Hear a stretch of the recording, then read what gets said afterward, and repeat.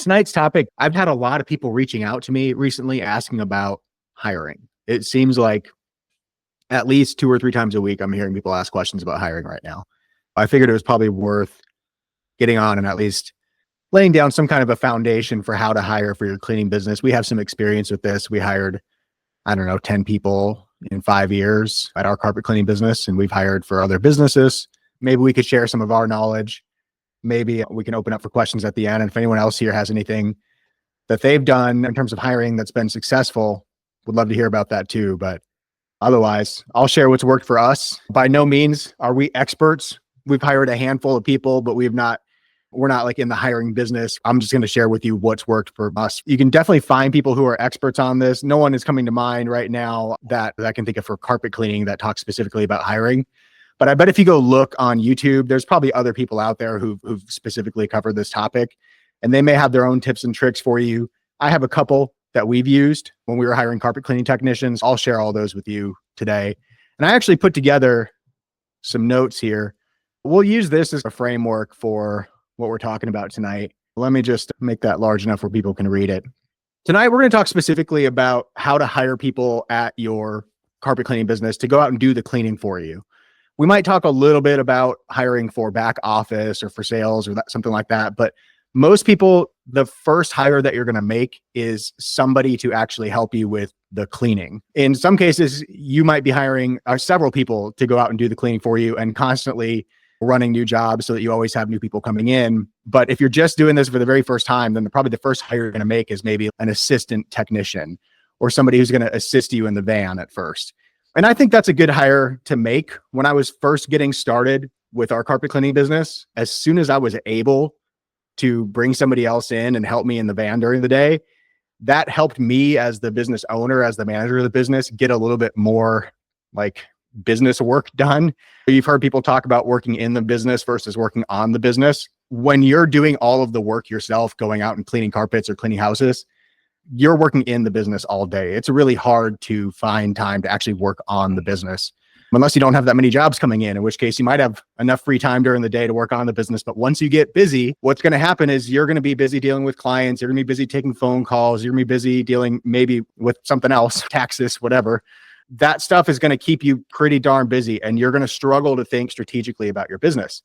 If you can hire and get somebody else in the van with you, that will free you up enough that you could start to do some really high value activities. If you're going out and cleaning all day and you don't have any help at all, you're probably struggling to answer the phone.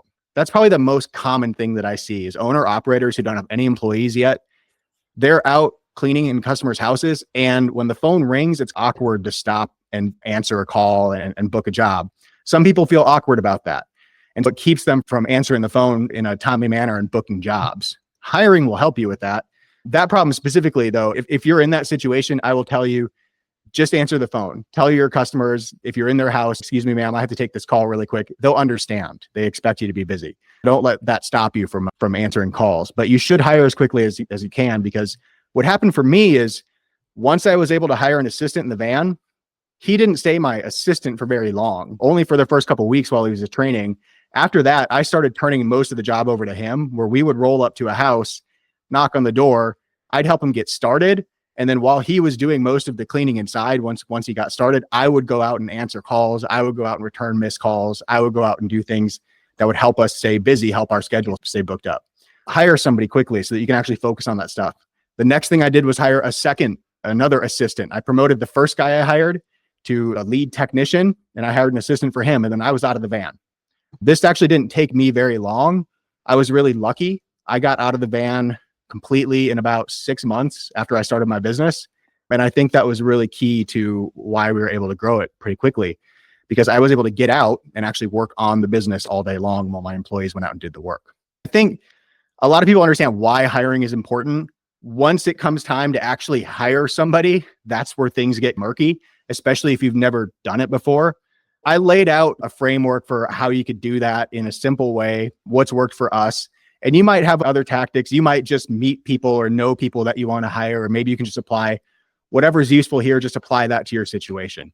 But let's just pretend you're like me, you're starting from scratch. I moved to a different city when I started my carpet cleaning business. I didn't really know anybody. I didn't have a network of people I could tap into to start hiring from because I really didn't know anybody. I think one of my first hires was like my brother-in-law who would just help me out with, if I got a job that was too big, I couldn't handle it by myself, he would come help me out and I would pay him cash for the day. But when it came time to actually hire, I had to figure it out quickly. And I'll share that with you now. A lot of the stuff I hear from carpet cleaners is that even when they go to hire, I can't find reliable people. Nobody wants to work, that kind of stuff. You hear a lot of people complain about that.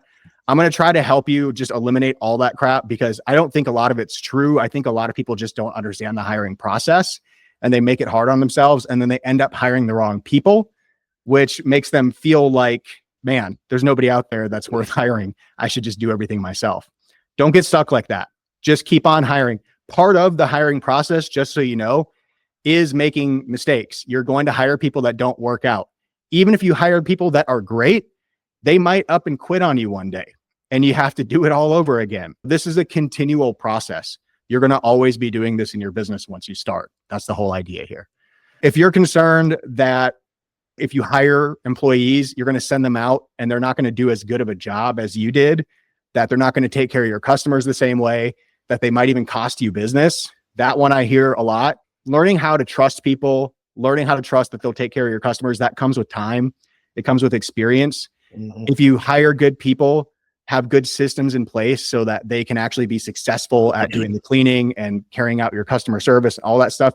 And we've talked a little bit about that on other calls. We'll go into it more later. But if you have a process to make your employees successful, you'll feel a lot more confident sending them out to serve your customers. Even if you've been the one doing all the jobs for years and your customers know you personally and you're concerned about sending somebody else to do the work, if you set up the right systems, you really don't have to be concerned about it. Your customers expect that your business is going to grow. They expect that they're not always going to see you every time they hire your company, because as you grow, you're going to have more customers, you're going to have more employees. And that's just what happens in the natural course of a business. Some people get really stuck on that. My customers only want to hire me. I can't hire employees because my customers would freak out.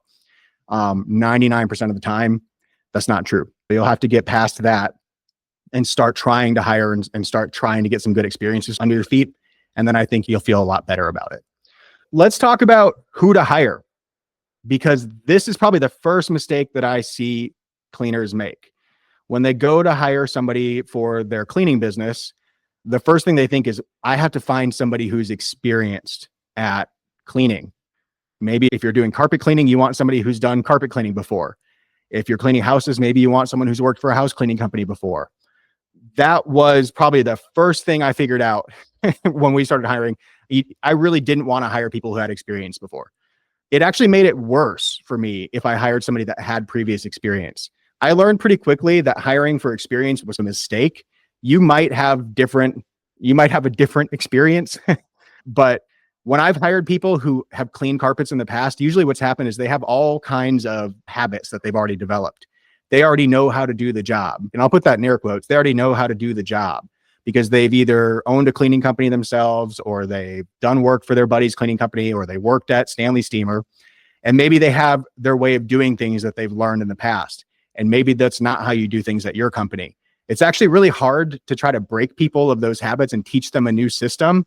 I found that it was a lot easier to just hire people who didn't have any cleaning experience at all, people who just had a great personality, because this is a customer service business. Half of this business is cleaning. The other half of it is customer service, keeping your customers happy. They leave you good reviews and give you referrals and ask you to come back again the next year.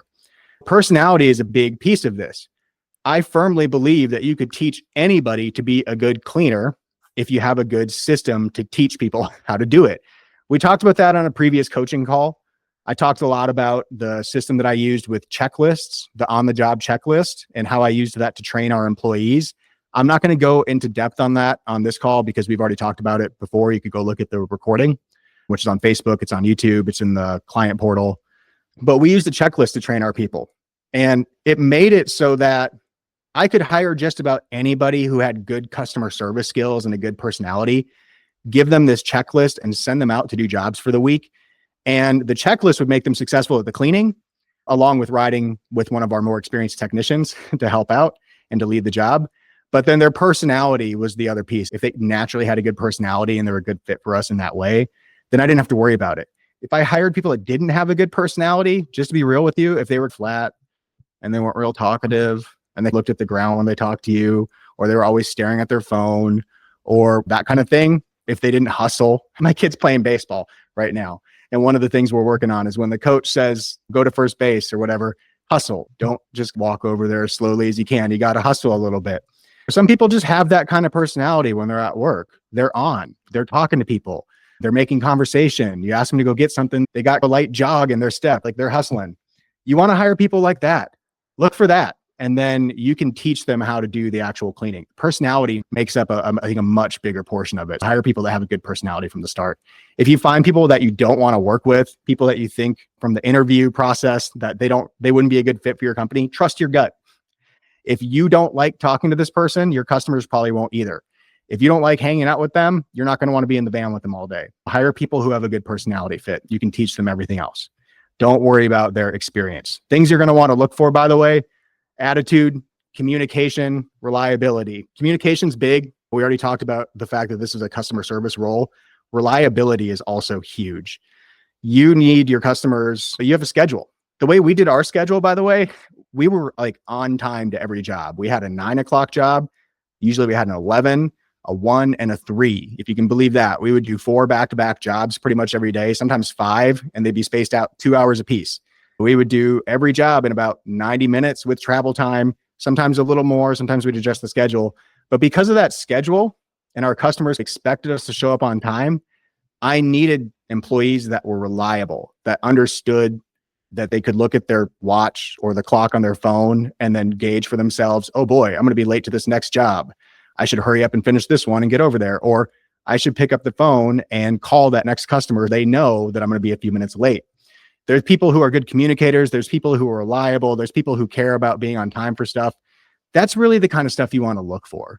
If you can just find good, responsible people, you can teach them how to do the cleaning. And if you can pay them well and position this as a great job opportunity for them, that's better than going and standing at the T-Mobile store selling cell phone plans or something like that. This is a good job. Just find people who have a good personality. Convince them that they should be doing this instead of some other type of work that they could be doing.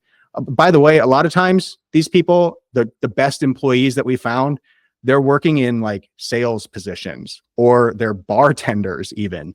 We found a lot of good employees that bartended part-time or had bartending experience in their past, that kind of stuff. Any kind of a job where they'd have to be interacting with customers every day. That was huge for us. All right. Next thing that you're going to want to do is actually get together a job description, like to post your job somewhere. If you want to post your job on Indeed, LinkedIn, wherever you would think to post this job, you're going to have a job description. I'm not going to give you a job description. I would love to give you a copy and paste job description, but I'll tell you an amazing story about what happened with me in a copy paste job description one time. I used to be part of a franchise. I had a carpet cleaning franchise. And one day I needed to hire a carpet cleaning technician. I just went to another franchisee's website and copied their job description. I was just being so lazy. I just grabbed theirs and figured I'd run his job description. The problem was there was a little line in that job description about we can't hire people who have a felony background. I didn't think anything in this description was a big deal. Turns out in the state of Wisconsin, where I was located, this other guy was in Colorado or somewhere. Maybe his job description was fine in Colorado. In Wisconsin, you cannot discriminate against job applicants based on their having a felony background. It's illegal. I posted this job description and I got myself in a bit of trouble when I got a phone call from a lawyer and a judge or somebody letting me know that we had committed basically a crime, discriminating against job candidates. Be careful with your job descriptions. I would be careful what you write in there. Maybe leave out anything related to what type of stuff you're looking for on their background check, what type of criminal background you're looking for. Just leave all that stuff out. I would say just we're running a background check. That's good enough. You don't need to go into more detail there. That's specifically what got me into trouble. Be careful just copying other people's job descriptions because stuff happens. It happened to me. Anyways, so come up with a job description. In the description, you definitely want to list out all the stuff you're looking for in the people that you're hiring. Like you want a friendly, hardworking carpet cleaner, no experience needed. Definitely say that. You'll provide the training. Reassure them that if they apply to this job and they don't have any experience, you'll teach them how to be successful on the job. You need to position this job to make them excited about the fact that they're going to show up to work and have a system handed to them, and then they're going to be successful on the job, and they're not going to have to worry about their paycheck. Most people just don't like, they want a job that pays them consistently, and they don't have to worry about it. And if the job can be laid back or relaxed, or if they're more fast paced, if it can be fast paced, all that other stuff is secondary. Mostly they just want to make sure that they're working at a reliable company. If you can position the job to people like, you're going to be successful here because we're going to provide all the training, you don't have to have any experience. All we need is for you to be reliable, and we'll teach you everything else. It'll be an attractive job to people. One thing I would mention, you can and should say that people need to have a driver's license. I took a chance hiring a bunch of people that didn't have a driver's license, and I kept telling myself, they'll make a great assistant technician and they can ride in the van and it'll be fine. And I need somebody to work right now. I better just hire this person. Man, it always was a pain in the ass. To have only one technician being able to drive and the other one can't drive means that if your main guy can't come to work one day, he's sick or something, you're done. Either you go hop in that van and drive, or you're done for the day. Hire people who have a driver's license. We found more reliable employees just by requiring that they have a driver's license. Write your job description. Tell them a little bit about your company, by the way.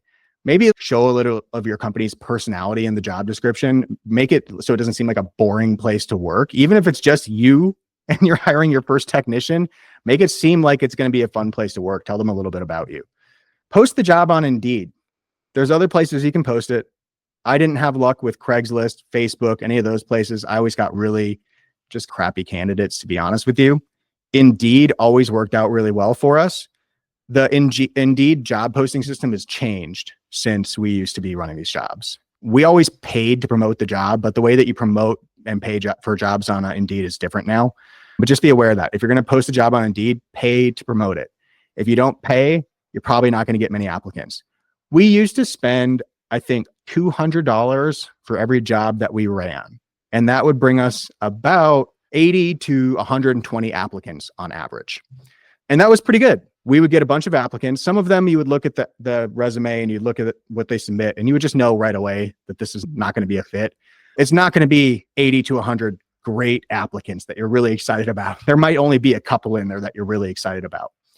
But post the job, pay for it to be promoted, take in the application, start looking through them. If there's anybody you want to reject just because it's not going to work out, they don't have a driver's license, they won't pass a background check, whatever, kick those people out. Go ahead and let them know that they're not getting the job. And Indeed has this stuff built in where you can just reject applicants and it'll send a letter to them. Do that, whittle it down just a little bit, but I don't want you to throw out everybody. I was just having this conversation with somebody in Florida last week. They looked at all their applicants that they got, and they looked through the resumes, and they thought to themselves, there's a few in here that look good, but a lot of these just don't look that good. So I'm not even going to follow up with them. That's a trap right there. That is a really good way to accidentally burn through a bunch of potentially good applicants. I know it feels like you could probably read somebody's resume and decide if they're going to be a good employee or not. You're probably not that skilled at it yet. You haven't been doing this for 20 years. And to be honest with you, some people, their resume is just not a good representation of them. Just like some people can't pass a written test to save their damn life, they just don't test very well. Some people just don't look that good on paper. But when you talk to them, they might be an incredible candidate. You might be really sad that you missed out on these people because you judged them by their resume. Don't judge a book by their cover. Here's how we avoided doing this. I was really tempted. And when we first started hiring, I would throw out everybody. I would throw out like 99% of the applicants, whittle it down to 4 or 5 people. And then I would just be like, oh, I have to do phone interviews with these people, and none of them are that good. And then I'd do phone interviews and 3 of them wouldn't show up. And then I'd just get more frustrated, and I would think to myself, this sucks. Nobody wants to work. There's no good candidates out there. This is never going to work. I'd get all down on myself. But it turned out I had just rejected a whole bunch of good people because I thought I could read their resume and decide if they were good or not. Here's how we fixed it. We did what's called the voicemail test. Instead of kicking everybody out based on their resume, I gave every single person who looked like they could pass a background check and had a driver's license, I gave them all a simple test. I sent every one of them a message through the Indeed platform, and I said, thanks for applying to this job. I'd love to schedule an interview with you. Before we move to that step, please do me a favor. Call this phone number and leave me a voicemail and tell me about the most amazing customer service experience that you've had recently. It could be at the grocery store or Target or Walmart or wherever else. Just call and leave me a voicemail and tell me about an amazing customer service experience that you had. And that was it. I registered a separate Google Voice number because I didn't want my phone blowing up all day, but you don't have to do that step if you don't want to. You can give me your real phone number. The reason this test worked is because a lot of people will apply to jobs that they don't really want, and they're not willing to do any work to try to get that job. As soon as you give them any kind of a test at all, they just won't do it. People will weed themselves out instantly. The next thing is that this is a customer service job, and you're hiring for personality, not for cleaning experience.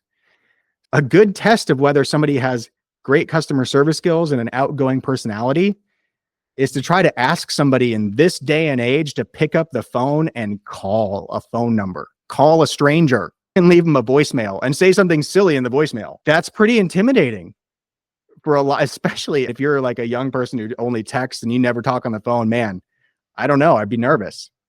But the right employee, the people who are going to be outgoing and take great care of your customers, they'll totally do this. They'll be like, all right, no problem. Call and leave the voicemail. This is what I switched to. Instead of throwing out all my resumes, I just put them through a really simple test and I just saw who came out the bottom. And what we're doing here is we're building a funnel. If you've heard of funnels, like from a marketing perspective, where you build a funnel for your business and you get leads and then you get book jobs and that kind of thing, this is a funnel for hiring. You post your job and the job captures a bunch of attention and then it captures a bunch of candidates and you push them further down your funnel because they fill out the application and they send you their resume. And then you ask them to do this voicemail test and they're getting closer to the bottom of the funnel. They're almost ready for an interview because you asked them to pass this test. These people make it past the voicemail test. I usually schedule a phone interview with them next. That's going to be the next step. But don't skip that test. And you know what? Another piece of advice, I've given this voicemail test idea. I've given it to a bunch of people in the past. I know other people have done it. So I know that some people have done it and they've accidentally made mistakes. I'll tell you a really common one. The voicemail test is very simple, and that's why it works. If you make this more complicated, if you tell people, send me a video, record a video and send it to me or something like that, that's a little more difficult. And it could be just that maybe they don't have a phone that can record a video and upload it to a website, or maybe I don't know, whatever the issue is. Don't make it too complicated. Don't ask them to fill out a 15 question survey and then leave the voicemail. Just make the test really simple. We literally gave them a phone number and said, call this number, leave this voicemail, tell us this thing. That was it. Make it dead simple so anybody could do it. After we got people through the voicemail test, we did a phone interview. This was a really quick interview. This is not the full job interview. The phone interview was a formality just to make sure that after they've done the voicemail test, we're going to call them really quick. We're just going to ask them really quickly, hey, or let them know, we got your voicemail. Thank you. Appreciate you doing that. We'd love to schedule an in-person interview with you, but first just want to talk with you over the phone, see if you have any questions and answer any questions you have about the company, and then we'll schedule the in-person interview. That's what I would do. I would do phone interviews with all these people. I used to skip this step. I would get excited and I would go straight from, I got your resume, you look great, you made it through my screening process and 95 other people didn't. And then I would say, come meet me at this coffee shop. Let's do an interview. And people would no show. I'd be sitting at the coffee shop just waiting for people and getting frustrated again that hiring isn't working.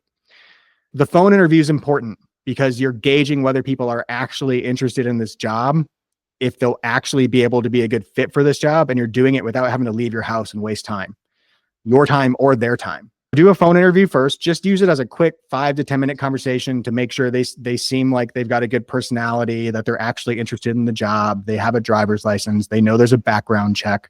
Just go over that stuff and then say, you know what? I'd love to chat with you in person. Could you meet for an in-person interview? And I always use a coffee shop. I would buy them a cup of coffee, sit there and chat with them at the coffee shop. But the next thing I would do is that in-person interview. Okay. And by the way, I've got questions in here.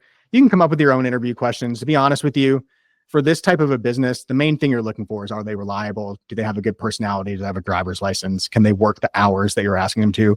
Outside of that, just ask any question just to get to know these people. It's not honestly that important. There's not like a set of questions you have to go through or you're going to fail. Just try to get them talking. That's what I usually did. You can ask them about their work history. What have you done in the past? You could ask them why you're interested in the job here. Just challenge them a little bit. You applied for this job. Why were you interested? And some people, they have no idea. They can't even form an answer to that. In which case, I don't know if they're really that motivated or not. But a lot of people, they'll make something up or they'll have a good answer for you. You can just ask stuff like that. Next thing you'll do is the in-person interview. Like I said, coffee shop, sit down, chit chat in person. This, again, for me, was a formality. At this point, you've applied for the job. You've done the voicemail test. You talked to me on the phone. I know that you have a driver's license. You'll pass a background check. You're interested in the job. And now you just met me in person. At this point, as long as you show up to the in-person interview and you don't have obscenities tattooed across your forehead or something like that, then I'm probably gonna give you a chance. I liked to put out a job and then actually have 3 people show up to an in-person interview if possible. And then we'd just do a quick little conversation in person, have some coffee, and then I would offer them a ride-along day almost immediately. If it seemed like a good fit and they were interested, I would offer to have them come ride along with me. I tried doing 1-day ride-alongs. I tried doing 1-week ride-alongs, like a test period. Come work with me for the week. Tell me what you think of it. The 1-day thing worked, to be honest with you. I would have people come out and ride for a day with an experienced technician or with me if I was available and there was enough work for me to do a separate day and train somebody. I would take them out, have them come in, have them come do a day in person. Whether this is legal or not is a good question. I would pay these people in cash. That's what I did. If I had them come in and work for 1 day with me, I didn't bother setting them up on payroll and all that stuff. I would pay them cash for 1 day of work.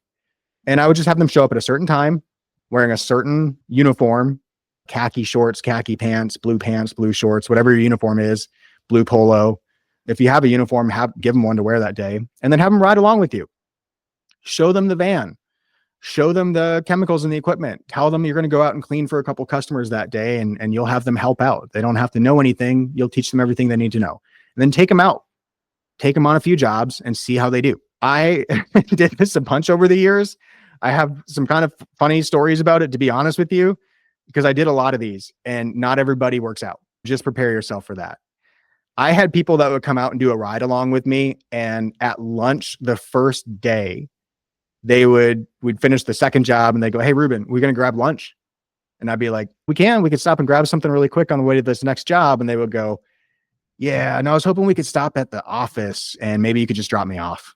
I don't think this is going to work for me." And they would quit at lunch that day because some people love this job. They don't mind getting out, doing a little bit of physical labor, talking to people all day. Other people, as soon as they see what it's really like, they're just like, "Nah, it's not for me. I'd rather do something else." And that's okay. Don't be offended by it. This isn't for everybody. Some people really would rather go stand at the cell phone store and try to sell cell phone plans. I don't know. This is better for some folks. Some folks like to get out, go from job to job, roll the windows down in the van in the middle of the day, get some sunshine, some fresh air, talk to new people. I'm one of those kind of people. I'd rather do that stuff. I used to work office jobs. I was in a cubicle all day. I made really good money, but man, I hated sitting in that office all day. I just hated it. I'd rather get out and work in a coffee shop or on my back patio or something like that. I left that life and started a carpet cleaning business, and riding around in the carpet cleaning van, believe it or not, felt more like freedom than sitting in a cubicle. Look for the kind of people who are attracted to that. Take them out, have them do a day with you. If they like the work, make an offer. Offer them a job. I like to pay people pretty well. I would pay people a decent hourly rate. You can just tell them, "Look, show up tomorrow, bring me your driver's license, bring whatever you need for payroll. We'll get you added to payroll." And then tell them what they're going to make. You can write them an offer letter. Some people need an offer letter because they want to go show it to somebody, their parole officer or whatever. Just kidding. But just make the offer. Take the leap of faith. This doesn't have to be forever. Offer them a job. Tell them what they're going to expect. Have it all ready for them when they come start with you. If you could have all this stuff ready to go before your first employee starts, that would be great. But most people don't. Most people don't have a 30-day training plan, their whole welcome and all that stuff planned out. Most people don't have all that stuff ready to go when they hire their first employee. You can take this and use it if you want to. Here, I'll drop a link to this. Let's do this. Anyone with the link? I'll drop this in the chat right now. You can take this and use it if you want to. Combine this with the training I did on using checklists. What we always did is when my new employees would start, I'd have them bring in their driver's license the first day. They'd show up for a day of work about 30 minutes early. First day of work, I would show them the van, everything that's in the van, all the equipment, all the chemicals, not everything, but just at a high level. We have vacuums, we have this, we have these extractors, we have these chemicals. You'll see all this stuff when we go to the first jobs. Introduce them to your team if there's other people there. Give them just a little pep talk about how you guys do customer service differently, why your customers love you, why it's a great place to work. Sell this to them, sell this whole idea of this being a good place to work, and then take them out and do a ride along. I had them work alongside a senior tech, somebody who was more experienced, and I had them fill out an on-the-job checklist for every single job that they did. We did 4 jobs a day per van at most days. They'd fill out 4 checklists per day. I did a previous training about this. Go check that training out if you want to see the checklist.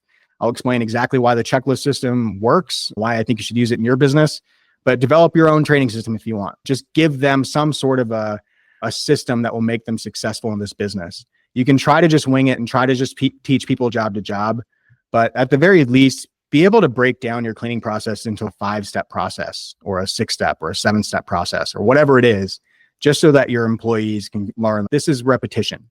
Every job's a little different, sure, but every job's also the same, okay? Try to set up some kind of a training program to make them successful in that first week. The more successful your employees feel in their first week with you, honestly, the better it's going to go. If by the end of the first week, they're a successful assistant technician and they understand what's going on and they're filling out the checklist and everything's going pretty well, then I think you've got a good employee on your hands. Those people tend to last. If they burn out in that first week and they hate filling out the checklists and they refuse to do it and they don't listen to the senior technician and they make 15 mistakes or just like that kind of stuff, or they say something off color to a customer, they get a bad review. If any of that kind of stuff happens, you don't have to keep people. You could let people go. There may be consequences to your unemployment insurance to hiring and firing people, but that will only apply if somebody applies for unemployment insurance or for an employment check. I would just be real with you. Don't worry too much about hiring people. Take a chance on people. Put them on your payroll. Pay them a decent wage. In terms of wages, things have changed a lot since I was cleaning. We started out hiring people in Wisconsin forever ago at $10 an hour. Can't do that anymore. I don't think anyways. We ended up paying people $15 to $18 an hour as a new technician by the time I sold the company. You might want to adjust those wages for your location, for today's wages, whatever people are making in your area. I think where I live right now, today, I'd probably have to pay $20 to $25 an hour minimum to get somebody started. And then what I like to do is after the first 30 days, if somebody makes it through the first day with you, the first week with you, all the way to 30 days with your company, I give them a little pay raise. And I don't tell them that I'm going to do this. I do it as a surprise. But I do it as a celebration of this is the end of your first 30 days. You might not realize this, but for the last 30 days, you've been filling out checklists. You've been learning how everything works here and you've been doing an awesome job. And at this point, we feel like we want to reward you for your hard work. I'm going to give you an extra $1 per hour, an extra $2 per hour, an extra $1.50 an hour, whatever you want to do. I would just give them a small pay bump. It doesn't have to be a lot. It doesn't have to be a life-changing amount. It's just a feel good. And if you build this into your plan from the beginning and know that you're going to raise their pay that $1 per hour, just think about that before you commit to what you're going to pay people. I like to build that in, give them a little reward. It'll keep them for long. You'll get people to stay for longer. We've already talked about checklists. Job checklist that I talked about previously explains exactly what everyone does from start to finish on a job. You have people fill those out for every job they do. And that's a really quick way to train people. You can also do checklists for everything else in your business. If there's stuff that you want them to do at the end of the day every day or at the end of the week, if you wash the van, if you throw away all the trash, if you refill the gas, if you restock all the chemicals, if you write down things that are low inventory and you need to order it, whatever those things are, create checklists for what needs to be done every week, what needs to be done every month, and just have 3 checklists. And you can pretty much run your business off of 3 or 4 checklists and an employee manual, which you can make with ChatGPT these days. And that's pretty much everything you need in terms of documentation and just giving employees a good training system. We did it just with simple checklists. Let's talk about employee retention. I talked about this a little bit already, but when you get good people, after you've gone through this process of interviewing a bunch of people, asking them to do the voicemail test, taking people out, maybe some people didn't even make it through their first day or their first week, and you finally get good employees, you want to keep those employees. They're not going to stay with you forever. That's just probably not going to happen in most cases. I do meet people who've had employees for 20, 30 years. I just talked to somebody in Michigan last week who I think has had an employee for over 30 years at his company, which is really amazing. That doesn't happen all the time. At our company, our employees would turn over about every 2 to 3 years. And then sometimes we'd bring people in that would make it like 6 months or a year. And that was okay. We actually just started hiring every single year at 2 points during the year, every single year, so that we always brought in new applications. We always had new people on deck. And then even if we didn't hire somebody from that round of doing interviews and that kind of stuff, if we didn't end up hiring anybody right away, then we had a bunch of warm applicants where if somebody quit middle of June and we need to fill a position really quick, I can go back to all the people I interviewed in April and say, hey, we didn't have a position for you in April. I have one for you now. Are you still looking for work? I'd love to talk with you about it. If you interview at maybe 2 or 3 points during the year, and I think house cleaning companies do a much better job of this, to be honest with you. I see a lot of house cleaners do this kind of rolling interview thing, but you'll have applicants lined up for you when you need them. I think that's a good way to do it, because we had people stay with us 2 years, some stay with us 3 years, and we had people who quit in the middle of summer and leave us shorthanded. That's just the business. That kind of stuff is going to happen. You can keep your employees by paying them above market rate. I tried to always pay better than the other options that they had. If they could be working at the mall or at the wherever, I wanted to be at least competitive with those paychecks, if not $1 or $2 more. I also wanted to offer performance bonuses whenever possible. Our employees would get a bonus if they got Google reviews. There was one other thing we used to bonus them for. I cannot think of what it is right now, but if you can find small ways to bonus your employees, do that. You could commission them. Maybe instead of a performance bonus for getting Google reviews, maybe you want them to do some upselling and you could give them a commission on whatever they upsell on the job. You could do that. Make it where it's the job is lucrative for them. And maybe they can make even a little extra money along the way. You could do like gift cards and that kind of stuff to just celebrate birthdays, work anniversaries. If you get a really big job and a customer leaves you a great review or something like that, maybe you take everybody out for dinner or get them a gift card. Try to reward your employees throughout the year in some way. That stuff goes a long way. It really does. Give people annual merit raises too. If somebody's been with you for a year, track that. And when it's time, give them a raise. You can either do raises on January 1st and prorate the raise based on how long they've been with your company, or you can just track how long they've been with you and do the raises on their 1-year anniversary. That's how I did it. Providing growth opportunities. This is the next step. A lot of people, if they're hiring their first employee, and this is just an assistant technician who might grow to lead their own van someday, that might be as far as you've thought in terms of growth opportunities. And maybe that's all there ever will be, because at some point you might have 3 or 4 trucks and it's you at the top of your hierarchy here. And then you might have somebody in the office working with you. And then you might have 3 technicians, 6 technicians, however many you have. And maybe there's only so many places they could move up in the company, from assistant technician to lead technician. Maybe you could designate certain people as being training managers. That's what I did in my company, where my lead who had the most experience was my training manager. But you could do that. But if there's nowhere else for people to move up to, it's hard to invent additional positions. I want to stop and talk about that for just a second, because the reality is that this might not be a career for a lot of the people that you're hiring. And they know that they're going to come in and clean carpets. They might become a van lead. They might get $25 an hour. They might make their way up to $30 an hour with bonuses and tips and that kind of stuff. By the way, tips. Let your employees get tips. If you have a credit card system that takes tips, do it. Don't even question it. Don't feel awkward about it with customers. Your employees are going to love it. Your customers want to tip your employees, and your employees will make money from the tips. Mine would take home $200 to $300 per week a piece. We'd have 2 guys in a van, and they would each make $200 to $300 per week a piece in tips. And that was money that they would have missed out on if we didn't take tips. Do that. But some people, they take this job because they need a good job. They want to feel stable. They want a good paycheck, but they know this isn't going to be a career. They're not going to clean carpets forever.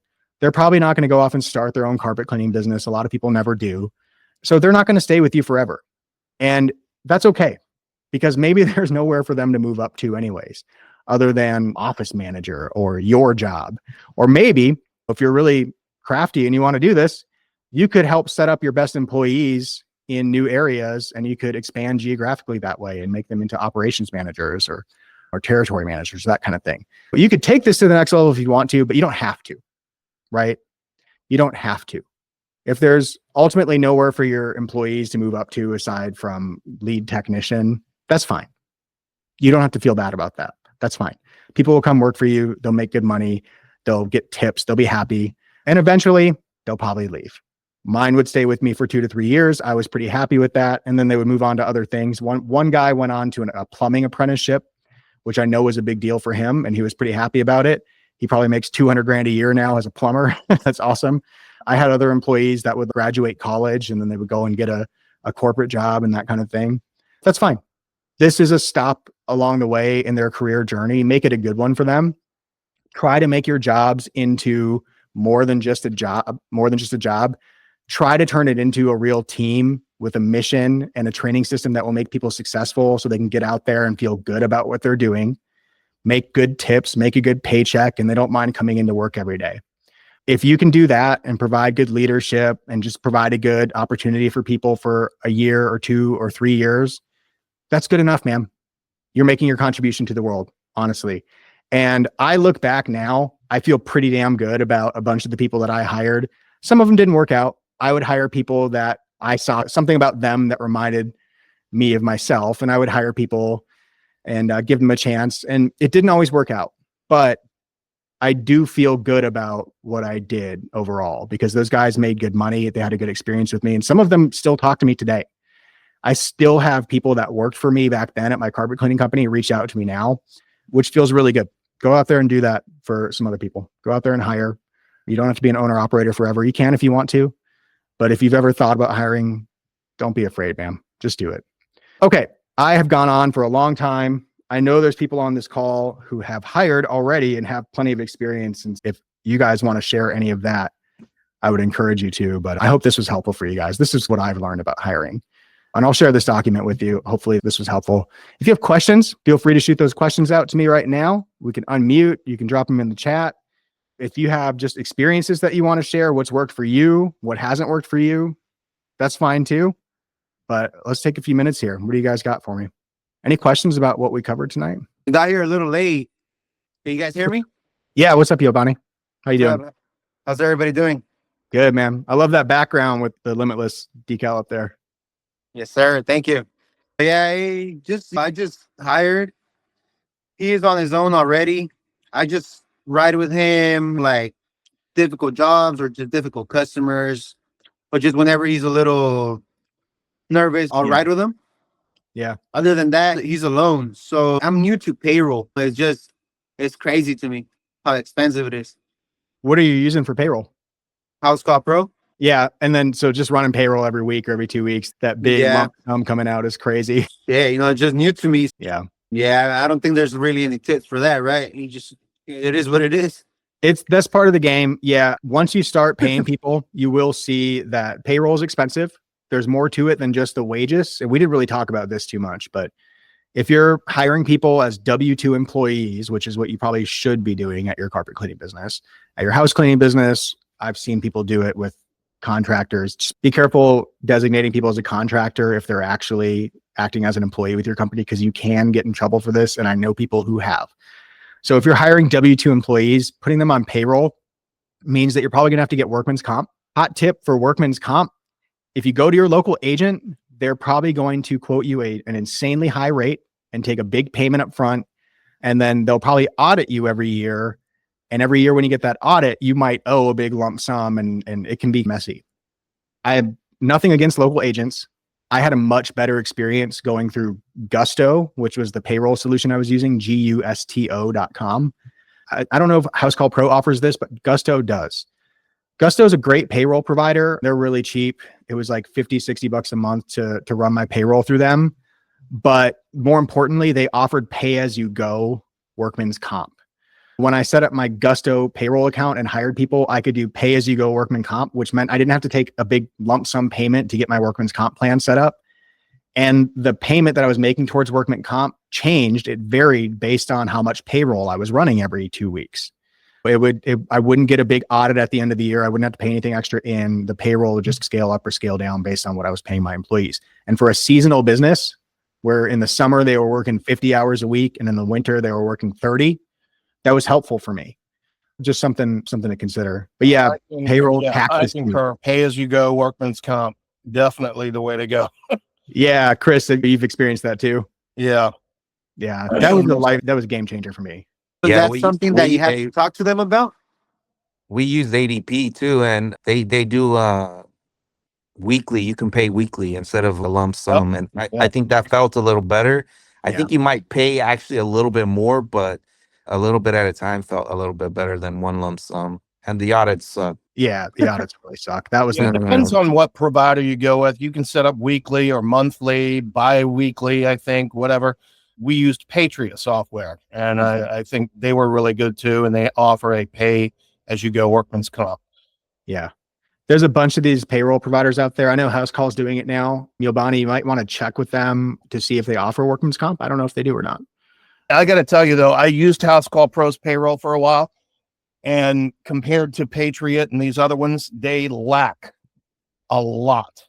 You have to go in and manually put in the hours and just manually all this other stuff you do with another payroll provider. But just like, to me, the other payroll providers offered so much more, and it was just the ease of use with the other pay providers. If it's linked to House Call Pro and you got him using House Call Pro, the hours and what have you, it seemed like it should just seamlessly work together, but it doesn't. Number one, House Call Pro was more expensive for their payroll, and they screwed me up because they messed a bunch of my stuff up in the beginning because they had just started, didn't really know what they were doing. And so I left them and went back to Patriot. There are other better ones out there. And then I don't think that, I don't even think House Call Pro is offering a pay-as-you-go workman's comp. So you might want to do some due diligence and shop around. For sure. Yeah. I had really good luck with Gusto. They set everything up, but I've used other payroll providers too. I just would recommend don't pay too much for your payroll software these days. I see some people out here charging $300 a month, $400 a month to run payroll, when there's like Gusto is literally, I think, $60 a month still. Another one too, by the way, if you need a time, like a time clock app, House Call Pro has it built in. I think Gusto has it as a paid feature. I used a free time station app.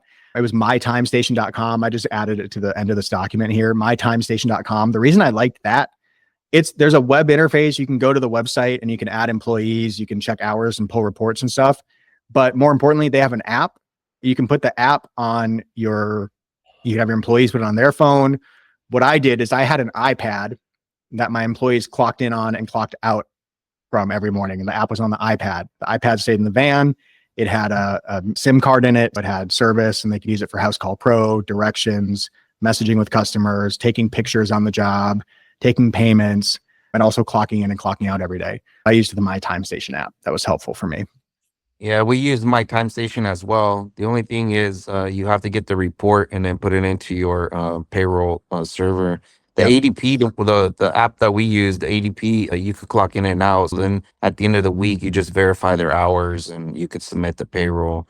Yeah. I think they did run a little bit more per week, but what they charge for the fee, for the service fee, but it was pretty seamless for ADP. But I've heard a lot of good Time stuff Station is good as well. It was really good. Yeah. The Time Station was just like, it was the free solution. Yeah. I've heard a lot of good stuff about ADP, and they're, I think, the biggest in the space. So yeah, they're large. Absolutely. Cool. What else? Any other questions or comments, experiences with hiring, good or bad? I had one time, dude, I had an employee. We didn't even talk about the other side of this. Sometimes you have to let people go. I had to fire a few people over the years, and most of the time it's fine. They know they're not doing a great job, and they know you have to make a business decision, or they know that it's slow and that you're having to make cuts that you don't want to make a cut, but you have to sometimes. That happens. One time I had a dude though that came and worked for me for 3 weeks. He was fine during the first week. Like, he skated by, but I knew it wasn't going to work out. And I was desperate for people this summer because we were busy as hell. I needed 3 vans on the road and I didn't have enough people. I hired him anyways. And 3 weeks into the job, he was doing such a bad job, texting all the time on the job, just being rude to customers, not getting anything done. Other technicians complaining about him because they had to work with him. I finally had to fire him. And when I fired him, he had an absolute fit about it, freaked out, screamed at me, called me names, told me all I care about is money. And I was like, dude, I'm just trying to run a carpet cleaning business here. Like, I'm just trying to make sure the carpets get clean. Anyways, after that happened, I had accidentally given this dude like 2 or 3 uniform shirts. And me being pretty naive, I went and called him afterwards. And I was like, hey, man, you have my uniforms. I need those back. You don't work for me anymore. I need those uniforms. I should have just let it go. I absolutely should have just let it go, because I ended up having to drive down to this dude's apartment, meet him outside of his apartment with all of his friends hanging out with him, like the whole squad there to meet me to pick up these freaking uniform shirts. And man, I'm not gonna lie to you, I was pretty freaking intimidated. I thought I was gonna get my ass kicked for firing this dude and having to go pick up the uniform shirts. So lesson learned, sometimes fire people and just let them go. Don't contact them again. People get mad sometimes. Anyways, anything else, guys? Charge for the uniforms up front then. A good one is, hey, I got your last check. Come and pick it up and bring in the shirts. There you go. Yep. Yeah, we That is it. yeah, print that last check out manually instead of doing direct deposit and have them come pick it up. That's a great idea. That's That's the way. yeah. That's what we do. Woo, man, I'll never. I want to add that's, or give a testament to, definitely hire people for their attitude versus their experience. It's much easier to teach them the skill because you can't teach them attitude. They've got an attitude and they're just going to have it no matter what. I hired my son-in-law who had a great attitude, doesn't know the first thing about carpet cleaning, but he has a wonderful attitude, great customer service, and he has been an absolute gem. Customers love him. He now is, really good at cleaning carpet. He knows his stuff, and I wouldn't get rid of him for anything. He's invaluable now. Yeah, you really can teach the skill. You just can't teach the attitude. You can't. Absolutely. That was my experience. Yeah. Definitely hire for personality and attitude. Mhm. It's pretty easy to get a feel for people after talking to them. If you get them on the phone or interview them in person, you'll know instantly what kind of energy they have and if they're going to work out or not. All right, guys. If there's no more questions, then we can end it here. But this was a good call. I'll post the recording on Facebook, YouTube. I'll put it in the client portal. If you have any questions after this, shoot them over or post them in the Facebook group, Cleaning Business Success. One last thing. I did specifically some sections on hiring in the course that I just put together. I know I haven't released the course officially yet. If you're a client, if you're using our CRM, then you should have received early access to the course, Carpet Cleaning Profits. You can go check it out. If you're a client, I gave you guys early access so that you can go see what's in there. It might be useful to you. There's some sections specifically about hiring. I go over a lot of this stuff in the course in depth, and I'll be releasing more information about that course soon. If you want to get a copy and you're not a client yet, I'll tell you how to get it. Otherwise, great call. Appreciate everybody being here. Send us your questions if you have them. We'll see you again next week. Thanks, Ruben. See ya.